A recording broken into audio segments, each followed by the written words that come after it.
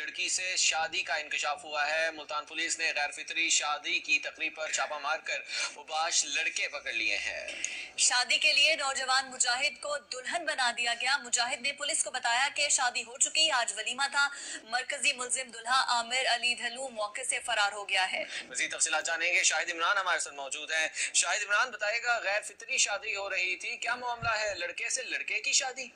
जी बिल्कुल, अड्डा बनघोसन के इलाके में जो है पुलिस की 40 रुकनी टीम ने शादी की तकरीब में जो है छापा मारकर लड़के के साथ शादी जो है कोशिश को नाकाम बना दिया। इस तकरीब में जो है दुल्हन नुमा लड़का मुजाहिद समेत सैकड़ों अफराद को गिरफ्तार कर लिया गया है। गिरफ्तार होने वालों में जो है साजिद सराह, उबाश, इश्तिहारी मुल्जिमैन समेत सरकारी एहलकार भी शामिल है। मरकजी मुल्जिम दुल्हा आमिर गल्लू जो है मौके से फरार होने में कामयाब हो गया। दुल्हन माजिद का कहना है कि वो हमारी शादी एक रोज कबल हो चुकी थी, अगर आज वलीमा था। तकरीब में शहरबाद से दर्जनों की तादाद में कीमती गाड़ियां भी मौजूद थी। इस गैर फितरी खेल में जो है सैकड़ों नौजवानों को गिरफ्तार करके पुलिस ने जो है कार्रवाई का आगाज कर दिया। जी।